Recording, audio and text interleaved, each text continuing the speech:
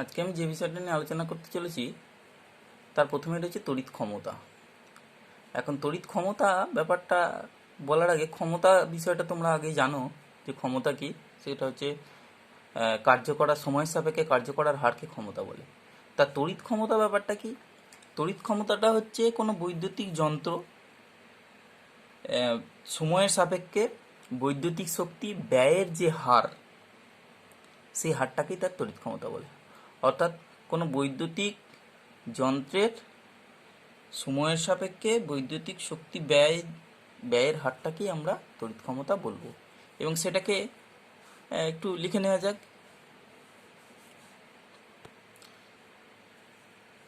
কোনো তড়িৎ যন্ত্রের সময়ের সাপেক্ষে বৈদ্যুতিক শক্তি ব্যয়ের হারকে তড়িৎ ক্ষমতা বলে।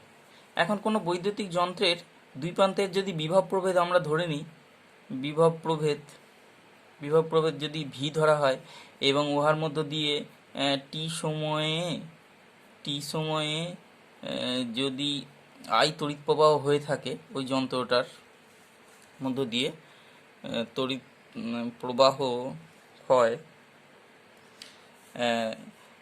তাহলে তাড়িতিক কৃতকার্য অর্থাৎ তড়িতের জন্য যে তাড়িতিক কৃতকার্য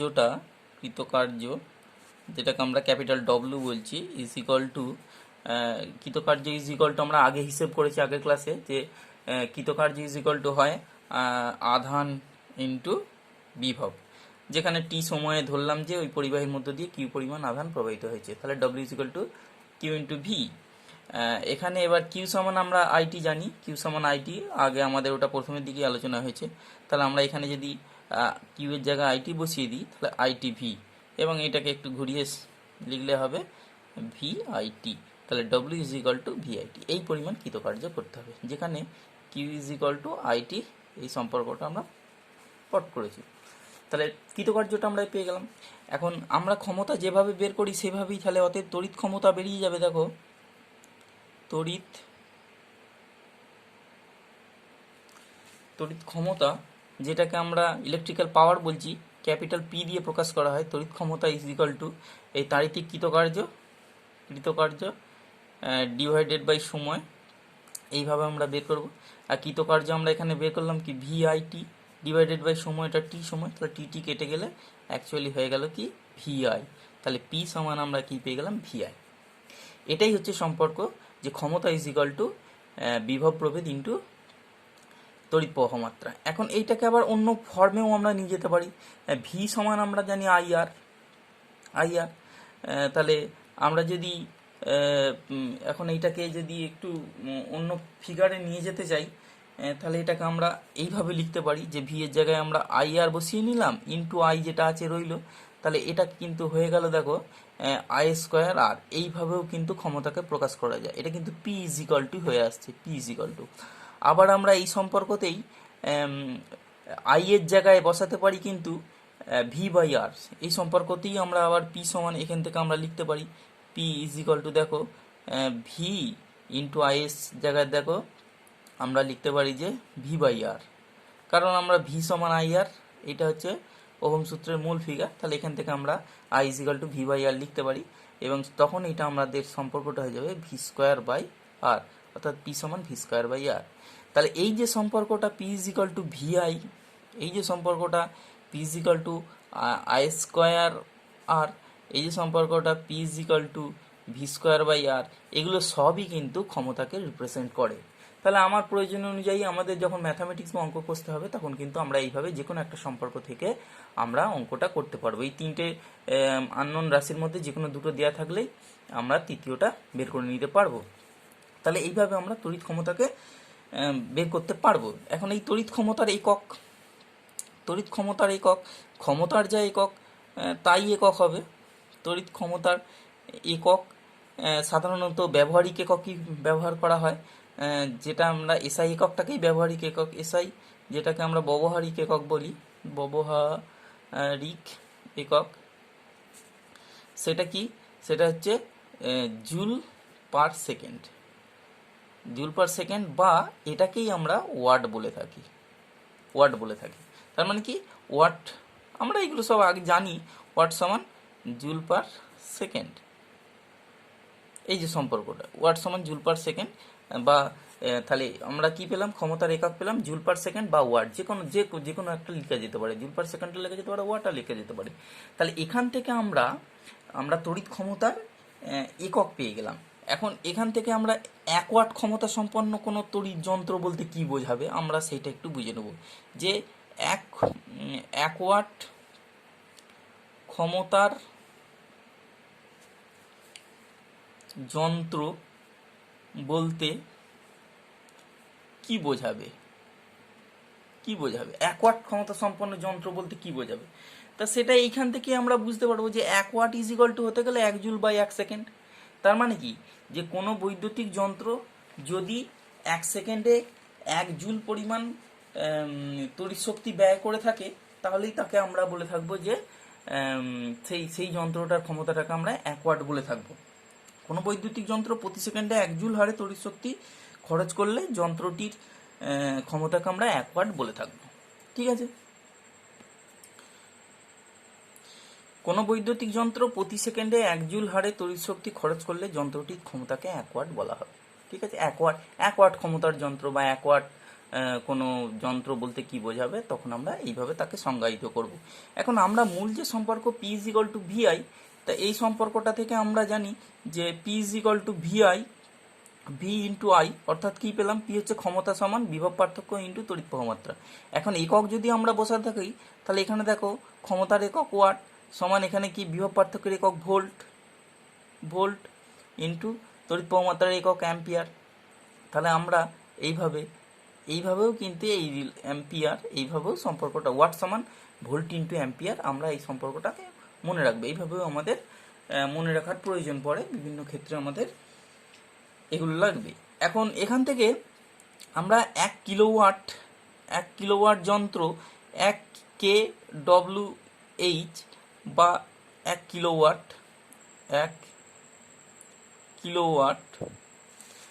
সমান কিন্তু 1 কিলোওয়াট মানে কিন্তু 1000 ওয়াট বোঝায়, 1000 ওয়াট। ঠিক আছে, 1 কিলোওয়াট সমান মানে ক্ষমতার একটা বড় একক আর কি, সেটাকে 1 কিলোওয়াট সমান 1000 ওয়াট বোঝায়। এখান থেকে আমাদের ঠিক একইভাবে যেমন এখানে আমরা পড়েছি যে 1 ওয়াট ক্ষমতার যন্ত্র বলতে কি বোঝাবে, সেরকমভাবে 1 কিলোওয়াট ক্ষমতার যন্ত্র বলতে কি বোঝাবে সেটা এইটার সঙ্গে সিমিলারিটি রেখে একই বলা হবে। ঠিক একইভাবে যে কোনো বৈদ্যুতিক যন্ত্র যদি প্রতি সেকেন্ডে 1000 জুল, এই যে 1 কিলোওয়াট সমান তো 1000 ওয়াট, 1000 ওয়াট মানে কি 1000 জুল পার সেকেন্ড, 1000 ওয়াট মানে 1000 জুল পার সেকেন্ড। তাহলে এখানে আমরা লিখবো যে প্রতি সেকেন্ডে যদি 1000 জুল হারে তড়িৎ শক্তি খরচ করে, তাহলে যন্ত্রটির ক্ষমতাকে আমরা 1 কিলোওয়াট বলবো। তাহলে এটার সঙ্গে সিমিলারিটি রেখে আমরা 1 কিলোওয়াট ক্ষমতা সংজ্ঞায়িত করতে পারবো, বা 1 কিলোওয়াট ক্ষমতার যন্ত্র বলতে কি বোঝায় সেটা আমরা এখান থেকে ব্যাখ্যা করতে পারবো। এবার আমরা যে বিষয়টা নিয়ে আলোচনা করব সেটা হচ্ছে তড়িৎ শক্তি বলতে কি বোঝায়। আমরা এমনি শক্তি যেমন জানি সেরকমই, যে কার্য করার সামর্থ্যকে শক্তি বলে, সেরকমই কোনো তড়িৎ যন্ত্রের কার্য করার সামর্থ্যকেই বলা হবে তড়িৎ শক্তি। এখন আমরা সেটা নিয়ে একটু আলোচনা করব। তড়িৎ শক্তি সেটা হচ্ছে যে কোনো তড়িৎ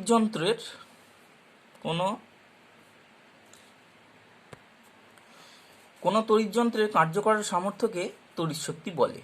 তাহলে এই তড়িৎ শক্তির এর একক আমরা এসআই পদ্ধতিতে এর একক হবে জুল, এসআই একক,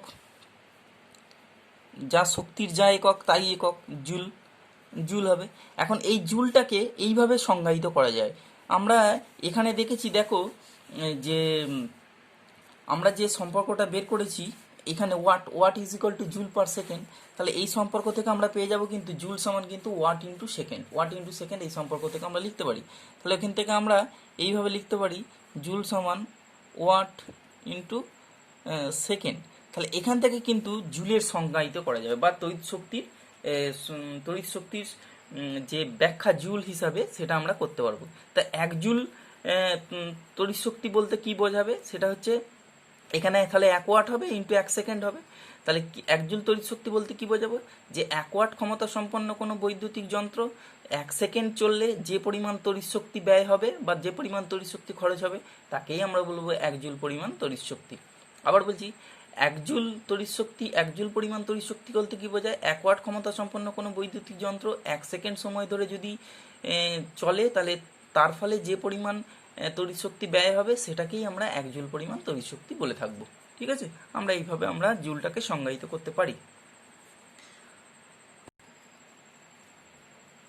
1 ওয়াট ক্ষমতা সম্পন্ন তড়িৎ যন্ত্র 1 সেকেন্ডে যে তড়িৎ শক্তি ব্যয় করে তাকে 1 জুল শক্তি বলা হয় বা 1 জুল তড়িৎ শক্তি ব্যয়িত শক্তি বলা হয়।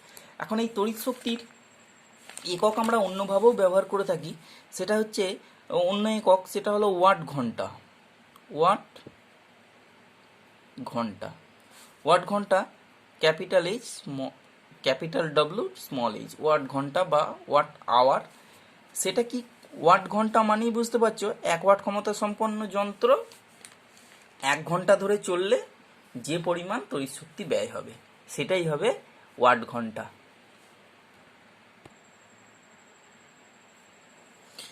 তাহলে 1 ওয়াট ক্ষমতা সম্পন্ন তড়িৎ যন্ত্র 1 ঘন্টা ধরে চললে যে তড়িৎ শক্তি ব্যয় হবে তার পরিমাণকে 1 ওয়াট ঘন্টা বলে। এটাকে আমরা এরকমভাবে লিখতে পারি যে ওয়াট ঘন্টা সমান কিন্তু বা 1 ওয়াট ঘন্টা সমান 1 ওয়াট ইন্টু 1 ঘন্টা, এইভাবে লিখতে পারি।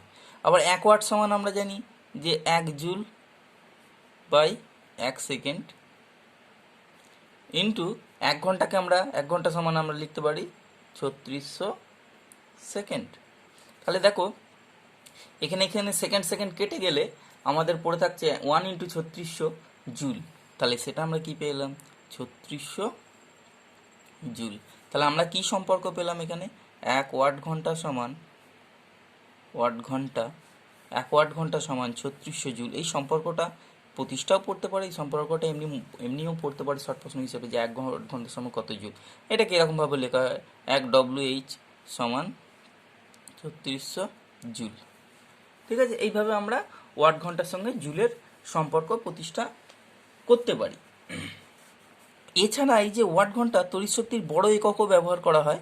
তড়িৎ শক্তির আরও বড় একক হচ্ছে ব্যয়িত তড়িৎ শক্তির আরও বড় একক, সেটাকে বলা হয় কিলোওয়াট ঘন্টা। কিলোওয়াট ঘন্টা, কিলোওয়াট ঘন্টা। এটাকেই আবার ব্যবহারিক ক্ষেত্রে ইলেকট্রিসিটি ডিপার্টমেন্ট বিওটি বা বোর্ড অফ ট্রেড ইউনিট হিসাবে বা ইউনিট হিসাবে ব্যবহার করে থাকে। অর্থাৎ এই কিলোওয়াট ঘন্টাটাই ওদের ক্ষেত্রে ইউনিটের কাজ করে থাকে। সেই জন্য এই কিলোওয়াট ঘন্টা বা এটাকে অনেক সময় এরম বিওটি ইউনিট, বিওটি মানে board of trade unit, board of trade unit হিসাবেও ব্যবহার হয়ে থাকে কিলোওয়াট ঘন্টা। ঠিক আছে, তাহলে আমরা যে ব্যয়িত তড়িৎ শক্তির যে একক কোম্পানি থেকে ঠিক করে ইলেকট্রিসিটি ডিপার্টমেন্ট, সেটা হচ্ছে এই কিলোওয়াট ঘন্টা বা বিওটি ইউনিট। তা এখন 1 কিলোওয়াট ঘন্টা বা 1 বিওটি ইউনিট বলতে কি বোঝায়, তাহলে এখান থেকেই বুঝতে পারছো যে 1 কিলোওয়াট ক্ষমতা সম্পন্ন যন্ত্র 1 ঘন্টা ধরে চললে যে পরিমাণ তড়িৎ শক্তি ব্যয় করবে সেটাই হবে 1 কিলোওয়াট ঘন্টা বা 1 বিওটি ইউনিটের সমান। তাহলে সেটা আমরা একটু লিখে নেব। 1 কিলোওয়াট ঘন্টা বা 1 বিওটি ইউনিট, এই যে 1 কিলোওয়াট ক্ষমতা সম্পন্ন কোনো বৈদ্যুতিক যন্ত্র 1 ঘন্টা সময়ে যে পরিমাণ তড়িৎ শক্তি খরচ করে তাকে 1 কিলোওয়াট ঘন্টা বা 1 বিওটি ইউনিট বলা হয়।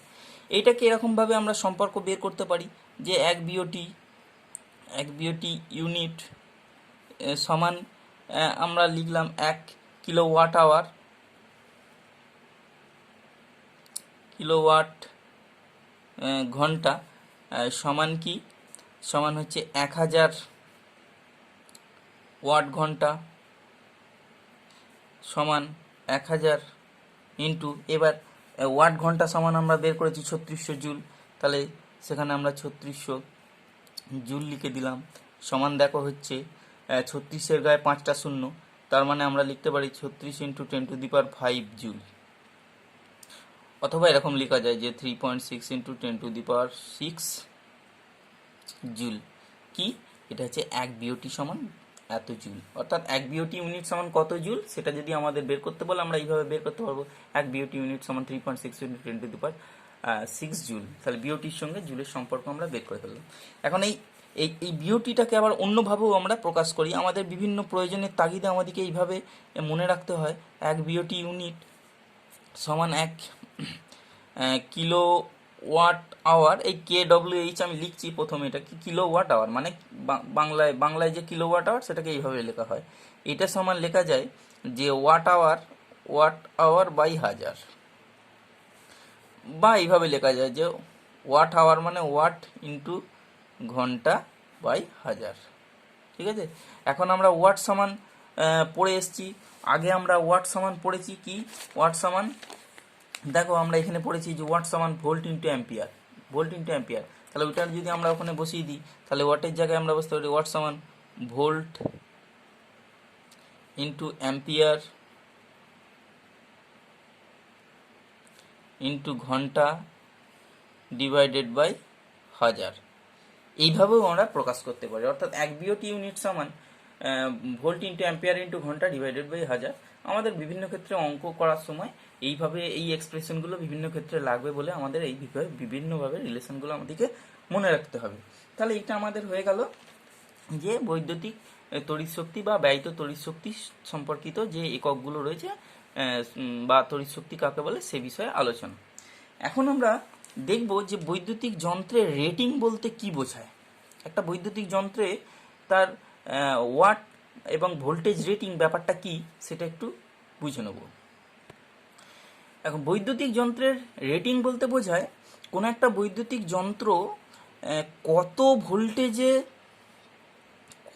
ভোল্টেজে সর্বাধিক কার্যক্ষম, মানে কত ভোল্টেজে যন্ত্রটা সর্বাধিক কার্যক্ষম এবং সেই অবস্থায়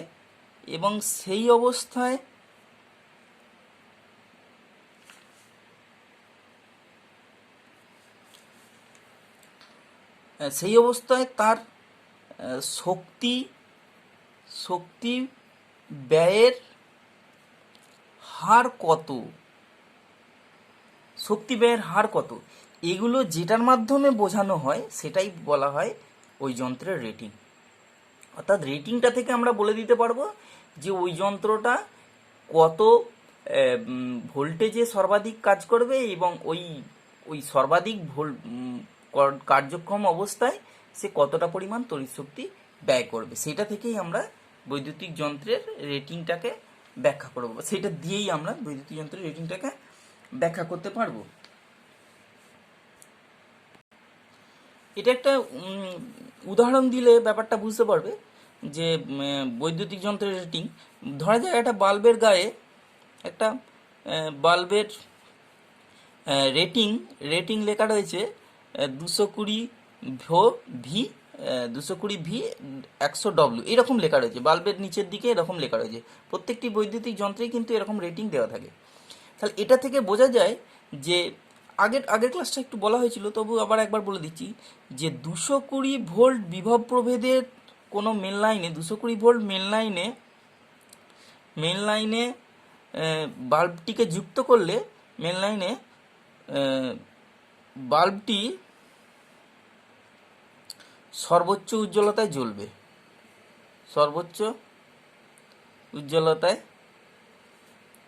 জ্বলবে। ঠিক আছে, এবং সেই সময় প্রতি সেকেন্ডে 100 ওয়াট মানে 100 জুল পার সেকেন্ড, সেই জন্য প্রতি সেকেন্ডে 100 জুল করে তড়িৎ শক্তি ব্যয় করবে। এটা থেকে বোঝা যায় রেটিং, এটা থেকে। এখন এই বাল্বটাকেই যদি 220 ভোল্টের চেয়ে কম ভোল্টেজে কাজ করো তাহলে ও সর্বোচ্চ উজ্জ্বলতা দিতে পারবে না। আবার এই বাল্বটাকেই যদি 220 চেয়ে বেশি ভোল্টেজে যুক্ত করে দেওয়া হয় তাহলে অতিরিক্ত পরিমাণ তড়িৎ প্রবাহ যাওয়ার জন্য বাল্বটা নষ্ট হয়ে যাবে। তাহলে এইগুলো আমরা বাল্বের রেটিং থেকে বা বিভিন্ন যন্ত্রপাতির রেটিং থেকে আমরা এই বিষয়গুলো বলতে পারবো। এখন এই রেটিং থেকে কিন্তু ওই ওই তড়িৎ যন্ত্রটার রোধ এবং ওর মধ্য দিয়ে তড়িৎ প্রবাহ মাত্রাও নির্ণয় করতে পারবো। যেমন আমি এটাই একটু ক্যালকুলেশন করে দেখিয়ে দিচ্ছি।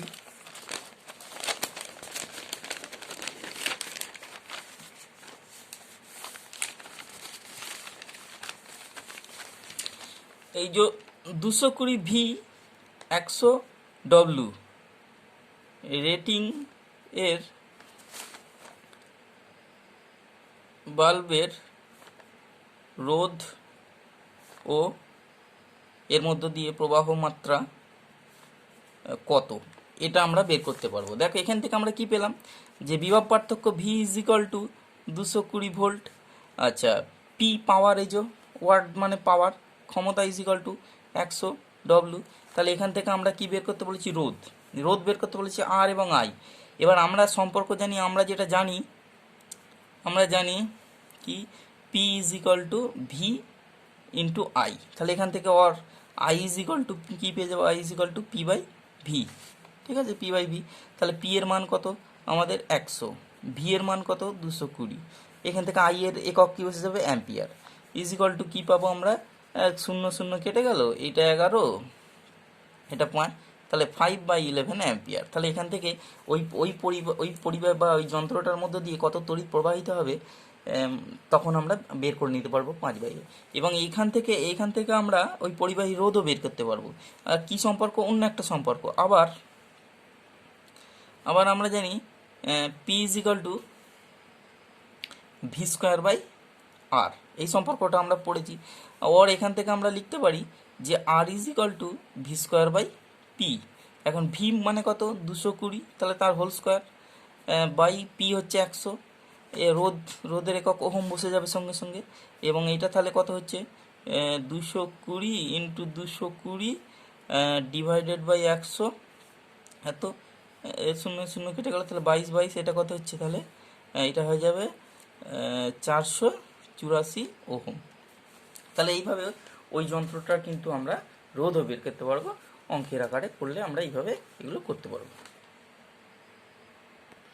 এখন আমরা একটা বিষয় নিয়ে আলোচনা করব, যে আমরা বাড়িতে যে বৈদ্যুতিক বাতিগুলো ব্যবহার করি, 3 রকমের বাতি বর্তমানে ব্যবহার হয়, যদিও একটা বাতিকে প্রায় এখন বর্জনই করে দেওয়া হয়েছে। 3 রকমের বাতি হচ্ছে, একটা হচ্ছে ভাস্বর বাতি, একটা হচ্ছে সিএফএল, আর একটা হচ্ছে এলইডি। তা এই যে বাতিগুলো, এগুলো এরকমভাবে নামকরণ কেন, বা এইগুলোর এই বিশেষত্ব কী বা পার্থক্য কী রয়েছে, সেই বিষয়ে আমরা আলোচনা করব। ভাস্বর বাতি হচ্ছে আমাদের যে ফিলামেন্টকে উত্তপ্ত করে, আমরা বাতি যে পড়ে এসেছি আগের ক্লাসে, ফিলামেন্টকে উত্তপ্ত করে শ্বেততপ্ত অবস্থায় যে আলো দেওয়া হয়, আলো বিকিরণ করলে, ফিলামেন্টকে উত্তপ্ত করে শ্বেততপ্ত অবস্থায় আলো বিকিরণ করলে যে আলো পাওয়া যায় আর কি, যে আলো পাওয়া যায় সেটা এই ভাস্বর বাতি থেকে পাওয়া যায়। এক্ষেত্রে মনে রাখতে হবে যে আমরা যে তড়িৎ শক্তিটা ব্যয় করি, ওর মধ্যে এই ব্যয়িত তড়িৎ শক্তির বেশিরভাগটাই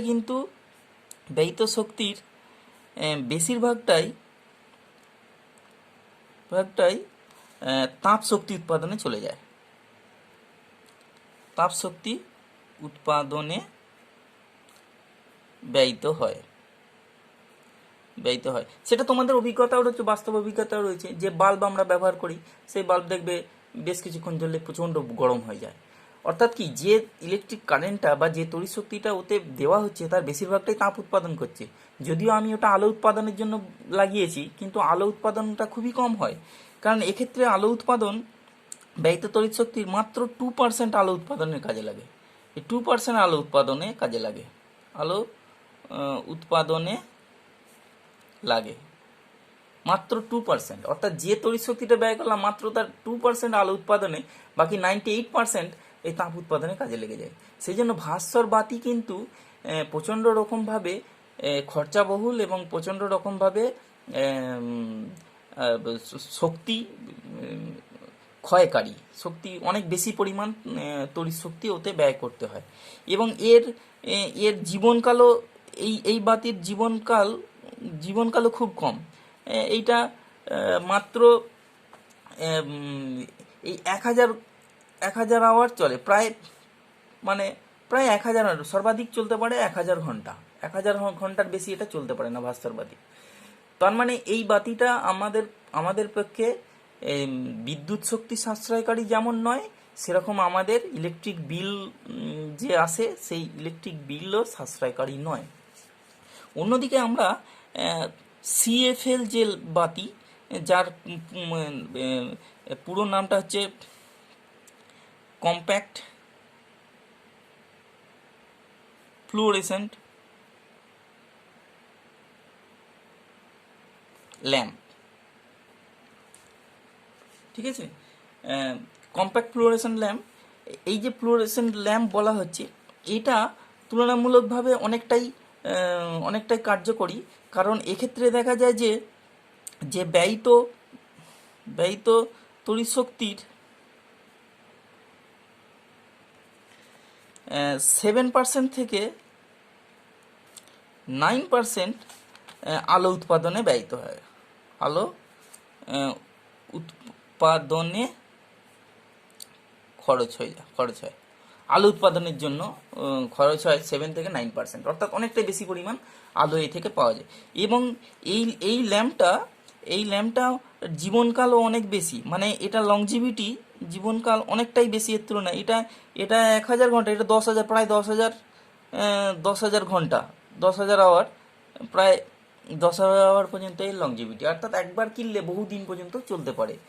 এবং এটা পরিবেশের ক্ষেত্রে অতটা দূষণকারীও নয় সিএফএল ল্যাম্প। এর মেকানিজম রয়েছে, এটা এরকম কাঁচের নলের মধ্যে পারদ বাষ্পের মধ্যে দিয়ে যখন তড়িৎ পাঠানো হয়, তখন ওটা ভেতরে অতিবেগুনি রশ্মি এবং পরে সেটা পরিবর্তিত হয়ে আলোক রশ্মিতে পরিবর্তিত হয়ে যায়। তাহলে এটাও এর তুলনায় অনেকটাই আমাদের শক্তি সাশ্রয়কারী এবং কম তড়িৎ শক্তি ব্যয় করে বেশি পরিমাণ আমরা আলো উৎপাদনের কাজে ব্যবহার করতে পারি।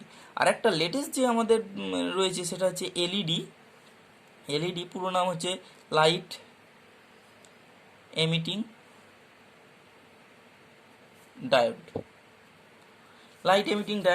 এক্ষেত্রে ব্যয়িত তড়িৎ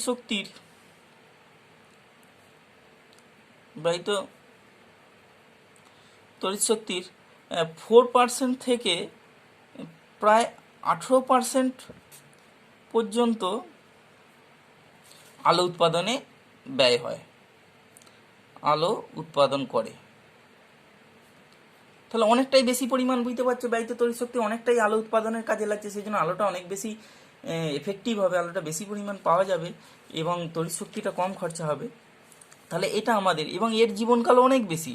এর জীবনকাল প্রায় 30,000 ঘন্টা, এর জীবনকাল, মানে অনেক দিন ধরে চলে। বর্তমানে এলইডি ল্যাম্পটাই বহুল প্রচলিত এবং বিদ্যুৎ সাশ্রয়কারী, এবং বিল বা ইলেকট্রিক বিল বা গৃহস্থের যে খরচ, সেদিক থেকেও, মানে টাকা পয়সা খরচ, মানি খরচ, সেটাও কিন্তু অনেকটাই কমিয়ে দিতে পারে এলইডি বাল্ব। এবং এগুলো একবার কিনলে দীর্ঘদিন ধরে চলে। প্রাথমিক খরচ একটু বেশি ঠিকই, কিন্তু একবার কেনার পর কিন্তু এটা দীর্ঘদিন ধরে চলতে থাকে। সেই জন্য এই ধরনের আমরা বাতির দিকে আস্তে আস্তে ঝুঁকছি এবং আমাদেরকে এলইডি ল্যাম্প ব্যবহার করায় অভ্যস্ত হতে হচ্ছে। এখন আমরা একটা বিষয়ে একটু আলোচনা করে নেব, সেটা হচ্ছে যে আমাদের বাড়িতে যে সমস্ত বৈদ্যুতিক যন্ত্রপাতিগুলো দীর্ঘক্ষণ ধরে চলে এবং অনেকটা পরিমাণ তড়িৎ শক্তি ব্যয় করা হয়, তাদের ক্ষেত্রে আমরা যখন কিনতে যাই তখন স্টার রেটিং দেখে আমরা কিনি। এই যে স্টার রেটিং ব্যাপারটা, এইটা কি একটু সেটা আমরা একটু আলোচনা করে নেব। অর্থাৎ যে সমস্ত বৈদ্যুতিক যন্ত্রপাতিগুলো অনেকটা বেশি পরিমাণ তড়িৎ শক্তি ব্যয় করে, যেমন ফ্রিজ, টিভি, তারপর হচ্ছে ধরো বাড়ির যে তোমার অনেকের রয়েছে ইলেকট্রিক চিমনি যেমন রয়েছে, এই সমস্ত যন্ত্রপাতিগুলো অনেকটা বেশি পরিমাণ অনেকক্ষণ ধরে চলে এবং অনেকটা বেশি পরিমাণ তড়িৎ শক্তি ব্যয় করে। সেই জন্য এই ধরনের যন্ত্রপাতিগুলো কিনতে যাওয়ার সময় আমাদেরকে খেয়াল রাখতেই হয় যে এই সমস্ত যন্ত্রপাতিগুলোর কর্মদক্ষতা কোনটার বেশি হবে। সেই জন্য কি করা হয়, যে সমস্ত এর ক্ষেত্রে যাদের দক্ষতা বেশি, হ্যাঁ, এই সমস্ত যন্ত্রপাতিগুলো যখন কিনতে যায় ক্রেতা, তখন যেহেতু এগুলো প্রতিনিয়ত আপগ্রেডেশন হচ্ছে এবং নতুন নতুন প্রযুক্তি ব্যবহারের ফলে কি হয়, এই একই একই সরঞ্জাম অনেক বেশি উন্নততর হয়েছে এবং সেটা বোঝানোর জন্য স্টার রেটিংটা ব্যবহার করা হয়। স্টার রেটিং দিয়ে বোঝানো হয় যে যত বেশি স্টার দেওয়া থাকবে যন্ত্রটা, সেই যন্ত্রটা কম কম তড়িৎ খরচ করে বেশি পরিমাণ এফেক্টিভ মানে কার্যকরী হবে, বেশি পরিমাণ কার্য সম্পন্ন করে থাকবে একই পরিমাণ তড়িৎ শক্তি ব্যয় করে। সেই জন্য স্টার স্টার মার্ক এরকমভাবে স্টার মার্ক দেওয়া থাকে। এটা হচ্ছে 1 স্টার, 1 স্টার, এরকম 2 স্টার, এরকম 2 স্টার, 2 স্টার, এইভাবে 3 স্টার, 4 স্টার, 5 স্টার, 10 স্টার পর্যন্ত হয়ে থাকে। তাহলে যত স্টার রেটিং বেশি হবে, যত স্টার রেটিং বেশি হবে, তত সেই যন্ত্র একই তড়িৎ শক্তি ব্যয় করে বেশি কার্যক্ষম হবে। স্টার রেটিং যত বেশি হবে তত সেই যন্ত্র একই তড়িৎ শক্তি ব্যয় করে, মানে কম স্টার রেটিংয়ের তুলনায় বেশি স্টার রেটিং বেশি কার্যক্ষম হবে। সেই জন্য ক্রেতারা যখন কিনতে যায় তখন কোম্পানি থেকে প্রত্যেকটা যন্ত্রের গায়ে রেটিং দেওয়া হয়, স্টার চিহ্ন দিয়ে রেটিংটা দেওয়া থাকে, যাতে করে ক্রেতারা বুঝতে পারে যে আমি কোন কোন কত রেটিংয়ের যন্ত্র আমি কিনবো বা কোন রেটিংটা আমার পক্ষে সুইটেবল। তখন ক্রেতাদের ক্ষেত্রে সহজে চুজ করতে বা সহজে নির্বাচন করতে সুবিধা হয়। সেই জন্যই এই স্টার রেটিংটা বর্তমানে আন্তর্জাতিক ক্ষেত্রে ব্যবহারের প্রচলন শুরু হয়েছে। ঠিক আছে, তাহলে আমরা আজকে এই পর্যন্তই রইল।